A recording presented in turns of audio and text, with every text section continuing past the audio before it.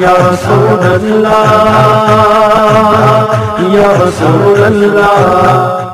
முதல் கூட்டம் அல்லாஹ் ஜிக்ர் செஞ்சுக்கிட்டு இருந்தாங்க. ஈசா அலைஹிஸ்ஸலாம் போகும் பொழுது, நீங்கள் எதனால் அல்லாஹ் அழைக்கிறீங்க, அல்லாஹ் ஜிக்ர் செய்கிறீங்க அப்படின்னு கேட்டாங்க. நாங்கள் நன்மைகளை ஆதரவு வைத்து நன்மைகளை அல்லாஹ் தருவான்ட்டு ஜிக்ர் செய்கிறோம்.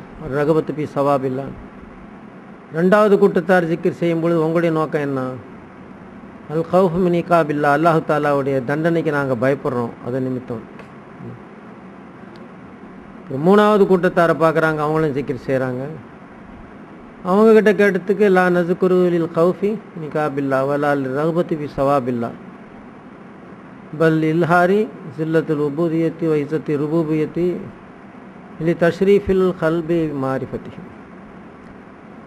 அதாவது எங்களுடைய நோக்கம் சுகமும் அல்ல, துக்கமும் அல்ல, இன்பமும் அல்ல, துன்பமும் அல்ல, சுகமும் அல்ல, வேதனையும் அல்ல, சொர்க்கமும் அல்ல, நரகமும் அல்ல.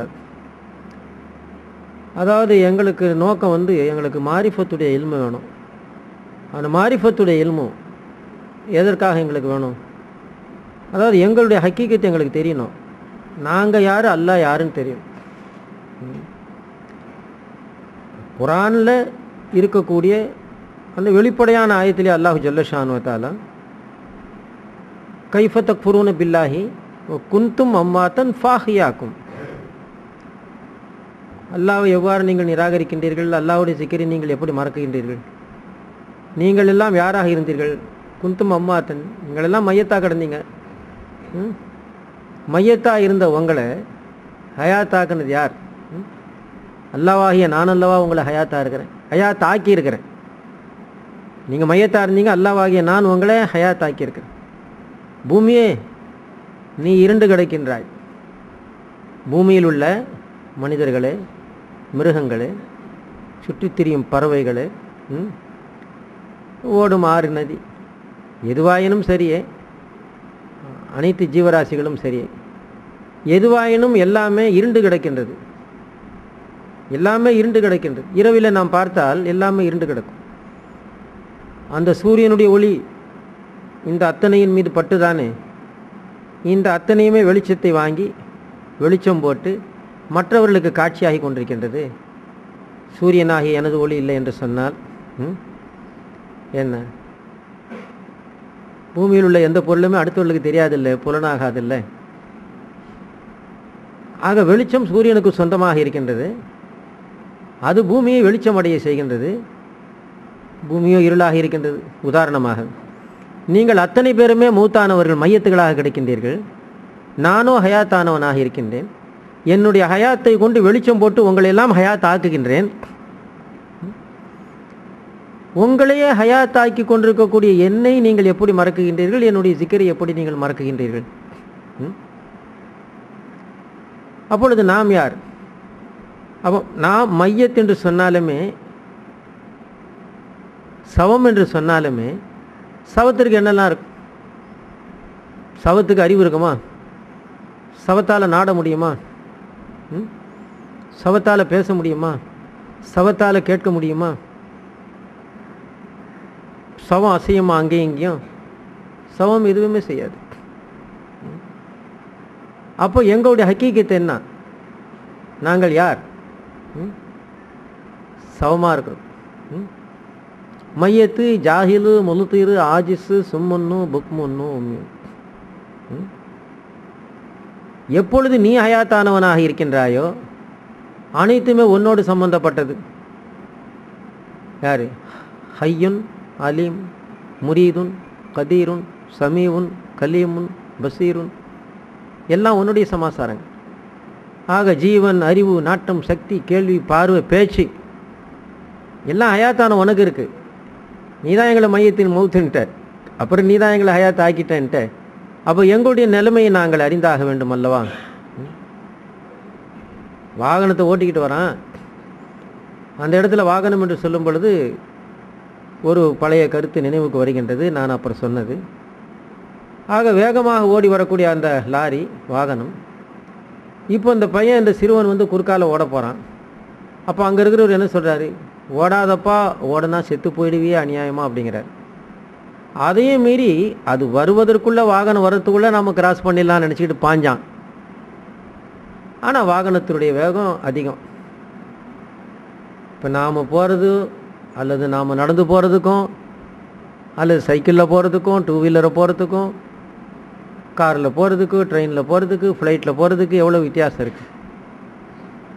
வேகமாக ஓடக்கூடிய ஒன்றை நாம் தொற்றிக்கொள்ளும் பொழுது நாமும் வேகமாக போகின்றோம்.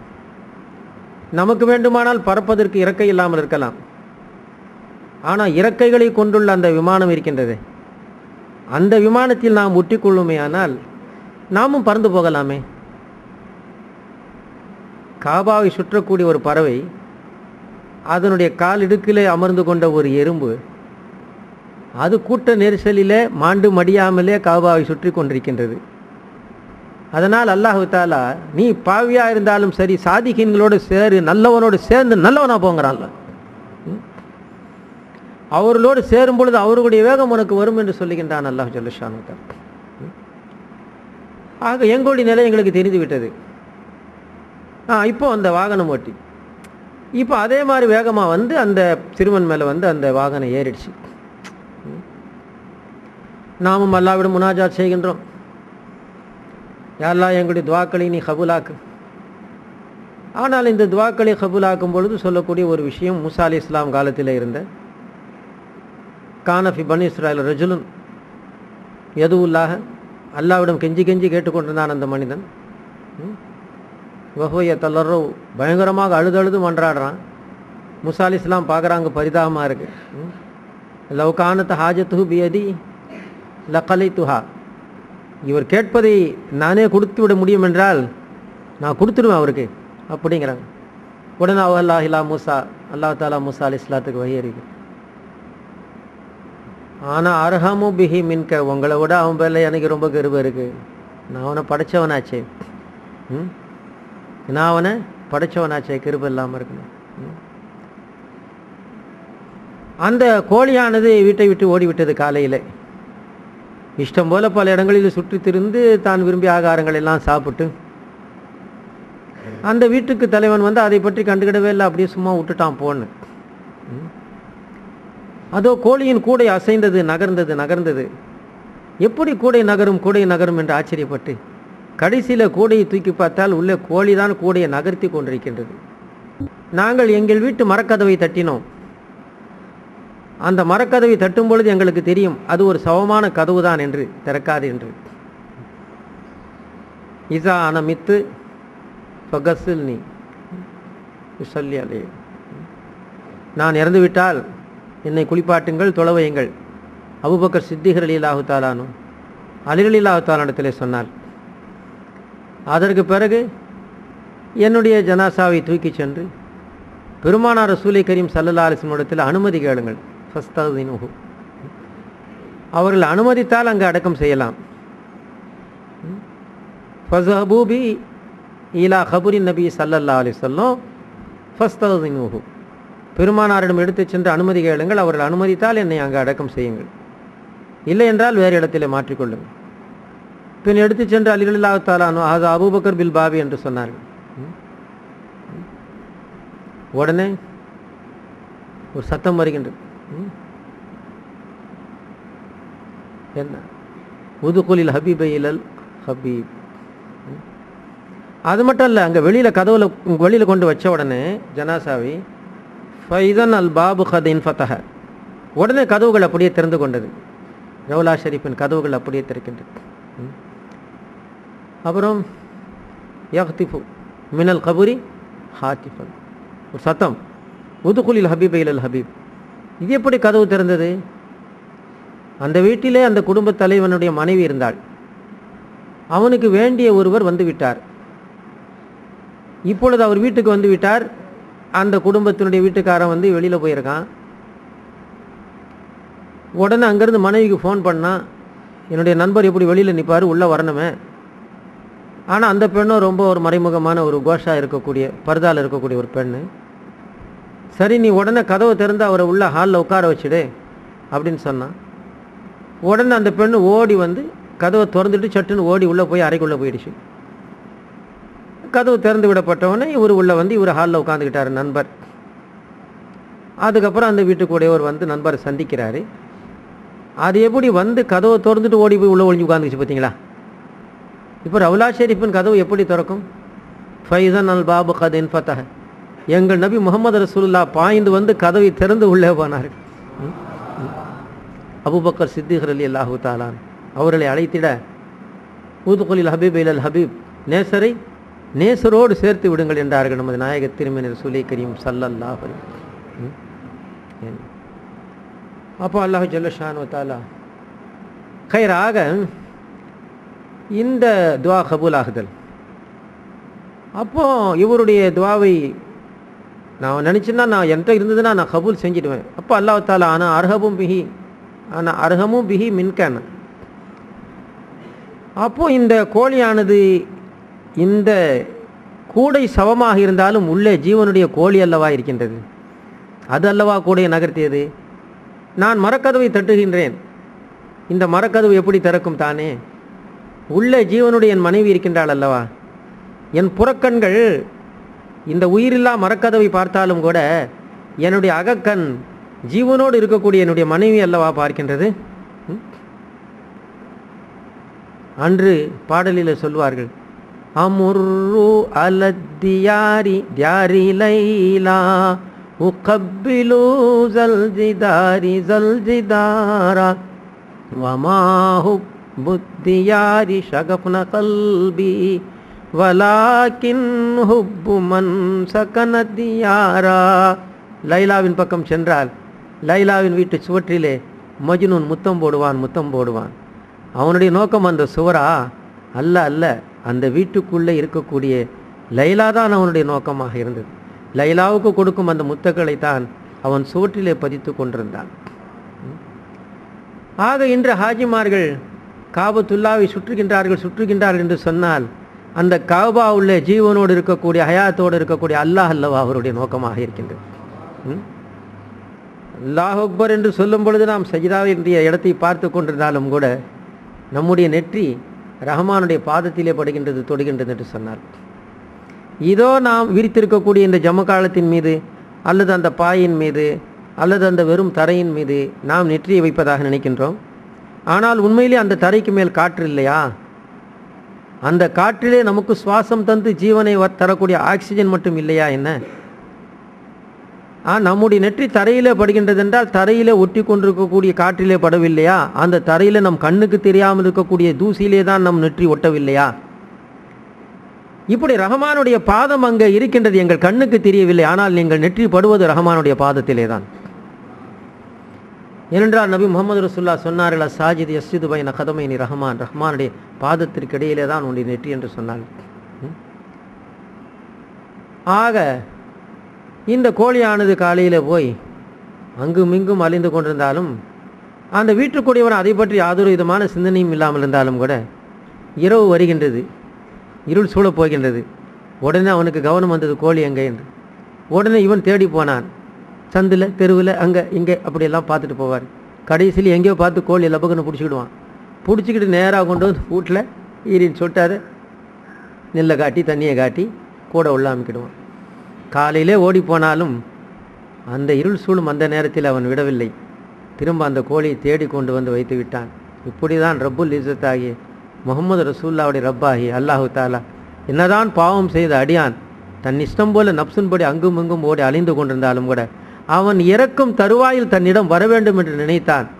அதனால் அவன் தன்னை மறந்தவனாக இருந்தாலும் அவனுக்கு நெருங்கிய ஒருவரை, நண்பரை, வயதான ஒரு பெரியவரை, ஒரு மூதாட்டியை அனுப்பி பக்கத்தில் இருக்க செய்து அல்லாஹ் சொல், அல்லாஹ் சொல், லா இலாஹ இல்லல்லாஹ் சொல்லு. இது அந்த கோழி அந்த நேரத்திலே கொண்டு வந்து சேர்த்த எஜமானனை போல உயிர் பிரியும் பொழுது என்னுடைய சிக்கரோடு வர வேண்டும் என்று அல்லாஹ் நினைத்தார். ஆனால் அர்ஹமு பிஹி மின்க, மூசா உங்களை விட எனக்கு அவன் மீது பிரியம் இல்லையா?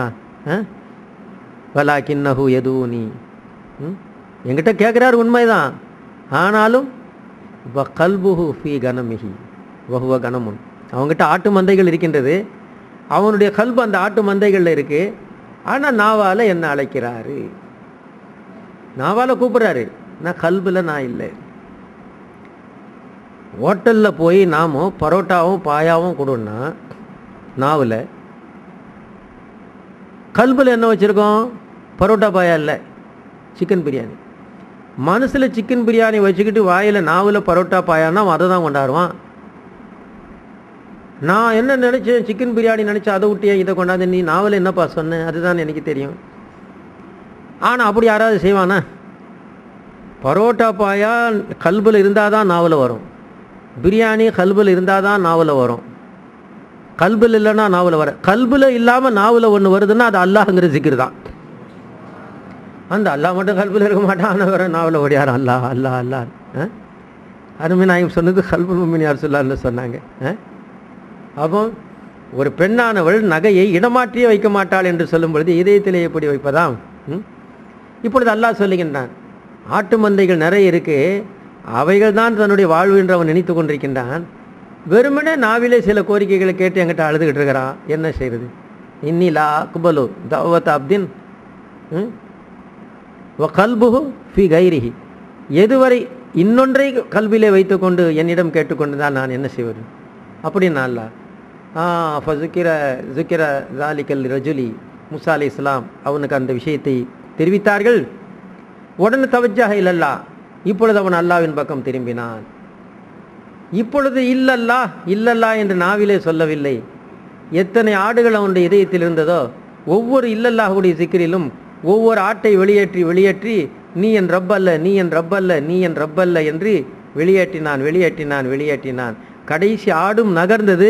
உடனே அல்லாஹ் கல்பிலே வந்தான், அவன் கோரிக்கை உடனே கபூல் செய்தான் அல்லாஹ். ஆக நம் துவா கபூலாகவில்லை என்று சொன்னால் உள்ளே ஒன்று வெளியே ஒன்று. கயிறு அல்லாஹு ஜல்லஷானு தஆலா சில நேரங்களிலே நாம் சொன்னது போல, யாரோ ஒருவர் வேண்டா வெறுப்பாக காட்டு கத்தல் கத்தினால் காதில் கேட்க முடியல, தூக்கி போடப்பா காசை. வீதியில் டூ வீலர்லேயோ ஸ்கூட்டர் இதுலேயோ போய் காரிலேயோ போய் நிற்கும் பொழுது ஒரு ரொம்ப மோசமான முகமெல்லாம் புண்ணு ரணம் சீழு பார்க்க சகிக்கல. அப்படியே ஐயா ஐயான்னு கிட்ட வரான். கிட்ட வந்தாலுமே பயம், ஐயோ இது பார்க்கவே நம்மளால் முடியாதுறான். லவன்ன ரஜுலன் அக்ரஜமின் அகலின் நாரி மாத்து அஹ்லு துன்யா மாத்து அஹ்லு துன்யா மின் வஹ்ஷதி மன்லரிஹி வநத்தினிரிஹி. பெருமானார் ரசூலே கரீம் ஸல்லல்லாஹு. இந்த உலகத்திலே மனிதர்களே, நீங்கள் தீமூட்டக்கூடிய நெருப்பிலே ஒருவன் வெந்து போனாலுமே அவனுடைய உடலை உங்களால் பார்க்க முடிகின்றதா? எவ்வளவு விகாரமான தோற்றமாகின்றது. அதே நேரத்தில் வெந்து ரணமாகி புண்ணாகி ஷீலாக இருக்கும் பொழுது அங்கிருந்து வரக்கூடிய துர்நாற்றத்தை உங்களால் சகிக்கத்தான் முடிகின்றதா? ஒருவர் புண்ணிலே கட்டு போட்டிருந்தார், தீப்புண் காயத்திலே பேண்டேஜ் போட்டு கட்டு போட்டிருந்தார், மறைந்திருந்தது. திடுமென அதை நகர்த்தினார். அதற்குள்ளே இருக்கக்கூடிய அந்த நாற்றம் சீருடைய நாற்றம் பக்கத்தில் இருப்ப தலை சுற்றிவிட்டது. இந்த நெருப்பிலே அடிபட்டு வரும்பொழுதே விழுந்து வரும்பொழுதே இப்படி ஒரு நிலையாயிற்றே. பெருமானார் ஸல்லல்லாஹு அலைஹி வஸல்லம், அல்லாஹ் மூட்டி வைத்திருக்கின்றானே நரகத்தினுடைய நெருப்பு, அந்த நரக நெருப்பிலிருந்து வெந்து போன ஒருவன் இந்த முன்வானத்தின் பக்கம் வந்து நிற்பானேயானால் உங்களுக்கு காட்சியாகி அதை பார்க்கக்கூடிய நீங்கள் அத்தனை பேரும் மூத்தாகி விடுவீர்கள். அவனுடைய விகாரமான கோர தோற்றத்தை பார்த்து அவனுடைய உடலிலிருந்து வரக்கூடிய துர்நாற்றத்தை சகிக்க முடியாமல் நீங்கள் மூத்தாகி போவீர்கள் என்றார்கள் நமது நாயக திருமதி சூரிய கரீம் ஸல்லல்லாஹு அலைஹி வஸல்லம். ஒரே மனிதன் நரகத்திலிருந்து மீண்டபடி நமக்கு காட்சி ஆவானேயானால், ஆக ஒரு விகாரமான தோற்றம் உடையவர் அப்படி வந்து கிட்ட வந்துடுவார்கள். இது நம்ம காசை போடலைன்னா இங்கேருந்து 5 ரூபீஸ் காயின் அப்படி தூக்கி வீசிடுவான், என்கிட்டே நீ வராதுன்னு. மார்க்க சட்டப்படி நாம் அந்நிய பெண்களை பார்க்கக்கூடாது, நமக்கென்று உரியவளைத்தான் நாம் பார்க்க வேண்டும். அடுத்தவனுடைய பணத்தை நாம் எடுக்க முடியுமா? கையாட செய்யலாமா? அடுத்தவனுடைய வீடை என்னுடைய வீடு என்று சொல்லலாமா? சில நேரத்தில் சொல்வார்கள், அது உண்மையாகாது. இவன் இன்னொரு வீட்டிலே வாடகை இருக்கின்றான், இவனுடைய மகளுக்கு கல்யாணம். இவன் ரொம்ப ஏழை, சத்திரமெல்லாம் பிடிப்பதற்கு கூட காசு இல்லை. அதனால் குறிப்பிட்ட ஒரு சிலரை அழைக்கும் பொழுது பத்திரிகை கொண்டு கொடுக்குறான், என் மகளுடைய கல்யாணத்துக்கு நீங்கள் வரணும்னு. கல்யாணம் எங்கேன்னா என் வீட்டில் தான் கல்யாணம்னா. ஆனால் என் வீட்டில்னு சொல்கிறான், வீட்டுக்கு ஓனர் பக்கத்தில் இருக்கிறான். கடைசியில் அவன் விட இவன் விடுங்கிறான். ஓனர் கோவிப்பாரா? கோபிக்க மாட்டார். நீங்கள் கல்யாணம் முடித்து கண்டிப்பாக சாப்பிட்டுட்டு போகணும். உங்கள் வீட்டில் கல்யாணமா? அப்போ சாப்பாடு ஒரு சின்ன கல்யாணத்தை வீட்டில் வச்சுட்டு பக்கத்தில் எங்கேயாவது சின்ன சத்திரத்தில் சாப்பாடு வச்சுருப்பாரோ, சாப்பாடு எங்கள் வீட்டில் தான் அங்கே சாப்பாடு. உடனே அவன் கோச்சிக்கிடுவானா, வீட்டுக்கு சொந்தக்காரன், நீ எத்தனை முறை உன் வீடுனாலும் அது என் வீடு தான். எத்தனை முறை என் வீடுனாலும் அது என் வீடு தான். அது மட்டும் இல்லை, இப்படித்தான் எத்தனையோ பேர் என் வீடு என்று சொன்னார்கள். மன்னரைக்கு போனார். யாரோ தர்மம் செய்த அந்த இடத்திலே அனாதை போல போய் உள்ளே விழுந்தாள். பின் அவர் மகன் வந்தான், என் வீடு என்று சொன்னான். பின் அவனும் போய் சேர்ந்தான். பின் பேரன் வந்தான், என் வீடு என்று சொன்னான். பின் அவனும் போய் சேர்ந்தான். அல்லாஹ் என்ன சொல்லுகின்றான், என்னுடைய இல்லமாகிய மஸ்ஜித் மட்டும்தான் என்னுடைய வீடா, நீ இருக்கக்கூடிய ஒவ்வொரு அணுவும் என்னுடைய வீடு என்றான் அல்லாஹ். லஹுல் முல்கு சமாவாத்தி வல்லன், வானம் பூமி அதற்கு இடையில உள்ள அனைத்துமே எனக்கு சொந்தமாப்பா. நீ சொல்லிக்கொண்டு இரு உன்னிடம் உன்னிடம் உன்னிடம் என்று, அனைத்துமே எனக்கு சொந்தமானது, அனைத்துமே எனக்கு சொந்தம். அந்த 6 அடி நிலமாவது நமக்கு மட்டும் சொந்தமானா கிடையாது. அட்வொகேட்டுக்கு மேலே கிளையண்ட்டு போய் விழுவான், டாக்டருக்கு மேலே பேஷண்ட்டு போய் விழுவான், போலீஸ்காரனுக்கு மேலே போய் குற்றவாளி விழுவான், ஆணுக்கு மேலே பெண்ணு விழும். ஒரு கபரில் எத்தனை பேர் அடைக்கிறான், எத்தனை எலும்புகள் ஒன்று சேர்ந்து கிடக்கின்றது அங்கே. அதனால்தான் மண் ரப்புக்க ஒமன் நபிக்கன்னு கேட்கக்கூடிய பொழுது அல்லாஹ் ரப்பி முகமது நபி எல்லாம் சொல்லிட்டு பின்னும் ஒமன் இக்வானுக்கு உன்னுடைய சகோதரன் யார் என்று கேட்கப்படும் முன்கர் நக்கீர் அலைஹிஸ்ஸலாம் அவர்களால். உடனே அப்துல்லா என்னுடைய சகோதரர், ஃபாத்திமா என்னுடைய சகோதரி என்று சொல்ல முடியுமா? இன்ன ஃபுலானன் அக்கி இன்ன ஃபுலானா உக்தி என்று சொல்ல முடியுமா? அந்த பதிலை ஏற்க மாட்டார்கள் மலக்குகள் முன்கர் நக்கீர். வல் மூமினூன இக்வானி, அனைத்து மூமின்களையும் என்னுடைய சகோதரர்கள் என்று பதில் சொல்லியாக வேண்டுமே. உள்ளே அப்படித்தானே எல்லாரும் சேர்த்து கட்டிக்கிட்டு உள்ளே கிடக்கிறோம். அப்புறம் பின்ன எங்கேயும் நாங்கள் பிரிஞ்சு போகிறது அங்கே? அப்போ அல்லாஹ் ஜல்லஷானு தஆலா கைர் அங்கே கேட்கப்படுவது முக்கியமான கேள்வியாக நமது நாயக திருமதி ரசூலை கரீம் ஸல்லல்லாஹு அலைஹி வஸல்லம் அவருடைய ஒளி பொருந்தி அந்த முகமானது காட்டப்படுகின்றது. இருள் சூழ்ந்த மண்ணறையிலே, இருள் சூழ்ந்த அந்த கபரு குழிக்குள்ளே யாரும் விளக்கு வைத்து அடக்கம் செய்வதில்லை. தேவையில்லை. எதற்கு விளக்கு? விளக்கா வெளிச்சம் போட்டது எங்கள் நபிக்கு. எங்கள் நபி அல்லவா விளக்குக்கு வெளிச்சம் போட்டு காட்டினார்கள். அந்த முகமது ரசூலுல்லாஹ் வரை இருக்கின்றார்கள் எங்களுடைய கபூரிலே. அந்த முகமது ரசூலுல்லாஹ்வுடைய முகத்தை காட்டி கேட்பார்கள் மலக்குகள், இவங்க இந்த மனிதர் யார்? இவளை பற்றி உனக்கு என்ன தெரியும்? ஹாதா முகமது ரசூலுல்லாஹ் மா குந்த தகூலு ஃபி ஹாதா ரஜுலி, மனிதர் மனிதர் என்று தானே சொன்னாய், இப்பொழுது சொல் மனிதரா அல்லது ரசூலா, சொல் என்ன பதில்? ஹாதா முகமது ரசூலுல்லாஹ் என்றால் கபர் விசாலாகும், ஜெயம் பெற்றான். லாதிரி, எனக்கு தெரியாதே என்று சொன்னால் தோல்வி அடைந்தார், தோல்வி அடை. கைர் அல்லாஹு ஜல்லஷானு தஆலா ஆக நமது நாயக திருமதி ரசூலை கரீம் ஸல்லல்லாஹு அலைஹி வஸல்லம் கைர் நான் ஆரம்பமாக சொன்னது அந்த துவா கேட்கும் விஷயம். சில நேரங்களில் அல்லாஹ் எங்களுடைய துவாக்களை இது எதற்கு சொல்லுகின்றேன் என்றால், அந்நிய பெண்ணை நாம் பார்க்கக்கூடாது. எப்படி அவனுடைய வீடு நமக்கு சொந்தம் அல்லவோ, அவனுடைய வீடு நமக்கு சொந்தம் அல்லவோ, அவனுடைய பணம் நமக்கு சொந்தம் அல்லவோ, அதுபோல் அவனுடைய மனைவியும் நமக்கு சொந்தம் அல்ல. அவனுடைய பணத்தை அபகரிக்கலாம் என்பது குற்றம்தானே, குற்ற உணர்வது. யார் அறியாவிட்டாலும் அல்லாஹ் அறிவான். வயாலமு காயினத்தில் ஆயுனி வமா துக்ஃபி சுதூர், உன்னுடைய கண் ஜாடையும் நான் அறிவேன், உன்னுடைய இதயத்தில் நிலையும் எண்ணத்தையும் நான் அறிவேன் என்று சொல்லுகின்றான் அல்லாஹு ஜல்லஷானு தஆலா. அதனால் அவனுக்கு தெரியும், அடுத்தவனுடைய பணத்தை அபகரிக்கலாம் என்று நினைக்க கூட கூடாது. அடுத்தவனுடைய வீடை ஏமாந்தா எடுத்துக்கலாமா நினைக்க கூட கூடாது. அதுபோல் அடுத்தவன் மனைவியோடு ஆசையோடு ஒரு எண்ணத்தை சேர்த்து பார்க்கவும் கூடாது. ஆனால் அந்த பெண் அவளுடைய தாய்க்கும் மறைவு, அவளுடைய தந்தைக்கும் மறைவு, தாய்க்கே மறைவு. குறிப்பிட்ட வயதிற்கு மேலே தாயிடம் கூட ஆடையுடன் தான் இருக்க வேண்டும் அந்த பெண். அப்படி இருக்க உன்னிடம் மட்டும் மறைவில்லாமல் வந்தாலே காரணம் என்ன? அதிலே தான் உண்மை இருக்கின்றது. அல்லாஹு தாலா அன் ஹலஹலக்கும் மின் அன்ஃபுசிக்கும் அஸ்வாஜா, அல்லாஹு தாலா உங்களை படைத்து உங்களிலிருந்தே தான் உங்கள் மனைவியை கொண்டு வந்தான். உங்களுடைய ஜீவனிலிருந்தே பிரிக்கப்பட்டவர்கள் தான் உங்களுடைய மனைவிமார்கள். பெருமானா ஸல்லல்லாஹு அலைஹி வஸல்லம் ஹுலிகத்து மின் லிலைன் என்று சொன்னார். ஆதம் அலைஹிஸ்ஸலாம் அவர்களுக்கும் கூட லம்மா ஹலகல்லாஹு லஹு ஹவ்வா மின் லுலுயின் மின் அலுலாஹில் யுஸ்ரா, தூங்கக்கூடிய நேரத்தில் ஆதம் அவருடைய இடது பக்க விலா எலும்பிலிருந்து தான் ஹவ்வாவையே படைத்தார். ஆக இந்த பெண் மட்டும் நமக்கு ஏன் தடை இல்லை? அவள் வேறு நாம் வேறு இல்லை என்ற அளவுக்கு இரண்டரை கலைக்கின்றோமே. காரணம் என்ன? அவள் நாம் தானே, நம் உயிர் தானே, நம் உடல் தானே. பின் நம் உடலை நாம் எப்படி பார்க்காமல் இருப்போம்? அப்படி பார்க்கின்றோம். ஆனால் எந்த பெண்ணாலும் நம்முடைய உடல் அல்ல பார்க்க அனுமதி இல்லை. இருந்தால் பெருமானா ஸல்லல்லாஹு அலைஹி வஸல்லம் லா தொத்தபு நலரத்த நலரத்த இன்னலக்கல் ஊலா லைசத்தலக்கல் ஆஹிரா, தவறி பார்ப்பீர்களே ஆனால் ஒரு பார்வை, அதற்கப்புறம் உங்களுக்கு சம்பந்தமில்லாத ஆளுன்னா பார்வையை மாற்றிடுங்க. அப்படியானால் நாங்கள் ரோடில் சென்னால் எங்கே பார்த்தாலும் பெண்களாக தான் இருக்கிறாங்க, அப்போ என்ன செய்யுது? அப்படி நிர்பந்தமாக பெண்ணை பார்க்க வேண்டும் என்று சொன்னால் உன்னுடைய தாயாக பார், வயதிலே பெரியவளாக இருந்தால். வயதிலே சிறியவளாக இருந்தால் உன்னுடைய அக்காளாக பார் அல்லது தங்கையாக பார், மனைவியாக பார்க்காது. அது உனக்குன்னு உரித்தான பெண்ணை மட்டும் பார். ஒரு விகாரமான தோற்றமுடைய பிச்சைக்காரன் வந்துட்டான்னா இங்கிருந்து காயினை அப்படி தூக்கி போட்டுறாரு. சில பேரை பார்க்குறோம், சமூக சேவை என்ற பெயரால் சில பெண்கள் உண்டியலை எடுத்துக்கொண்டு வசூலுக்கு வருவார்கள். அப்படி ஒருவளை பார்த்தால் இவன், அதாவது தீயவன், நப்சுக்கு அடிமையானவன், ஷைத்தான் வயப்பட்டவன், அப்படி ஒருவளை பார்த்தால் சும்மா இருக்கின்றானா? உடனே இங்கிருந்து காயினை தூக்கி விட்டேறானா? கிடையாது. கிட்ட கூப்பிட்றான், என்ன விஷயம், எதற்காக வசூல் செய்கின்றீர்கள், என்ன சோசியல் சர்வீஸ் பண்ண போகின்றீர்கள், நீங்கள் என்ன நல்ல காரியம் செய்கின்றீர்கள்? வாய் நாவு பேசிக்கொண்டிருக்கின்றது, ஆனால் உள்ளம் அவளுடைய அழகை ரசித்து கொண்டிருக்கின்றது. கடைசியில் என்ன செய்கிறான்? 5 rupees காயின்ஸாக தூக்கி போடுவான், இல்லை 100 rupees அல்லது 1000. இவன் மனத்துக்கு பிடித்தமில்லாததுக்கு தூக்கி எறிந்தான் 5 ரூபாயை. இவன் மனத்துக்கு பிடித்தமாகிவிட்டது, அது ஆகமானது என்று சொல்லவில்லை. அதனால் தான் நான் சொன்னேன், நப்சுக்கு அடிமையானவன் ஷைத்தானுக்கு அடிமையானவன் என்று சொன்னேன். நப்சை வீழ்த்தி ஷைத்தானை வென்றிருப்பாயானால் எங்கள் நபி முகமது ரசூல்லா சொன்னது போல ஒரே பார்வையிலே பார்வை மாற்றியிருப்பாய் நீ. ஆக அழகை ரசிக்கின்றேன் என்று சொல்லி அள்ளி கொடுக்கின்றான்.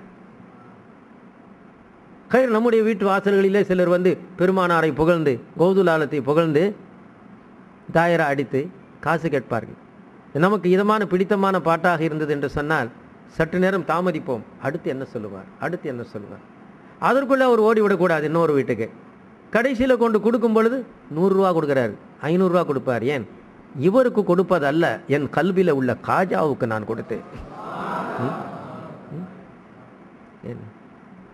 அப்போ எங்கே இருக்கிறார் கரீப்? கிதர் கரீப் கிடைத்தோ உதர் கரீபு நவாஸ். ஆக இப்பொழுது எதற்கென்று சொன்ன, ஆக நேரம் தாண்டி நேரம் அதிகரித்து நாம் கொடுத்தாலும் கூட உயர்வாக கொடுக்கின்றோம் என்ற வகையிலே அல்லாஹ் நம்முடைய துவாவை தாமதமாக கபூல் செய்தாலும் மேலாம்பரமாக கபூல் செய்யலாம், உயர்வாக கபூல் செய்யலாம். தனக்கு குழந்தை வேண்டும் என்று 5வது மாதத்திலேயே, நான் நீண்ட நாட்களாக குழந்தை இல்லாமல் இருந்தேன், இப்போ 5 மாதம் நான் தான் உண்டாயிட்டேனே, அதனால் இப்போவுமே குழந்தை வந்துடணுன்னா 5 மாதத்தில் எப்படி வரும்? 4 மாதத்துக்கு முன்னா கட்டியாக தான் வந்து விழுந்துடும். 5 மாதத்தில் வெளியில் வந்தாலும் பிழைக்குமா? 6 மாதத்தில் அவசரப்படுறா. தொழுது கேட்டேன், அழுது கேட்டேன், தஹஜ்ஜத் தொழுது கேட்டேன், எத்தனையோ அவுலியா கட்டெல்லாம் போய் துவா செய்ய சொன்னேன், எத்தனையோ இறைநேசருடைய தர்காக்களும் போய்விட்டு வந்தேன். அப்போ 6வது மாதமும் தரல, 7வது மாதமும் தரல, என்ன கேட்டாலும் நடக்காது. இந்த நேரத்தில் நான் நடத்தி குழந்தை வைத்து கொண்டு வந்தால், வெளியே கொண்டு வந்தால் அதை மண்ணுக்குள்ளே புதைக்க வேண்டும், உன் மடியில் வச்சு கொஞ்சம் ஒன்னால் முடியாது. அதனால் நீ எவ்வளவு கெஞ்சி கேட்டாலும் 10வது மாதம் தருகின்றேன், அப்பொழுதுதான் அந்த குழந்தையை கொண்டு நீ இன்பம் பெற ஒன்னால் முடியும். இப்படித்தான் சிலருடைய துவாக்களை அல்லாஹ் ஜல்லஷானு வ தஆலா தாமதம் செய்கின்றான். கயிறு இருந்தாலும் நாம் சொல்லுவதெல்லாம் அதிக தாமதம் செய்தால் தாங்க மாட்டோம் அல்ல. அது அந்த ஏழை பெண் ஒன்று, அது 4 வீட்டில் 10 பாத்திரம் சமையல் வேலை செஞ்சு தான் பொழைக்கக்கூடியது. அதற்கான ஒரு தனி வீடே கிடையாது. ஒரு வீட்டு திண்ணையில் அந்த ஒரு மேலே உள்ள ஷீட்டுக்கு கீழே அந்த திண்ணையில் தான் படுத்திருக்கா. சுற்றி மழை தண்ணி வராமல் இருக்கிறதுக்கு ஏதாவது ஓலைப்பாயை ஒரு கித்தான் துணியை கட்டிட்டு, அவளுக்கும் ஒரு குழந்தை. அந்த குழந்தைக்கும் நீண்ட நாளாக அந்த அக்கம் பக்கத்து வீட்டு பிள்ளைகள் வைத்திருக்கக்கூடிய ஃபாரின் பொம்மை, விலையுறந்த பொம்மை, ஒரு 1000 ரூபா.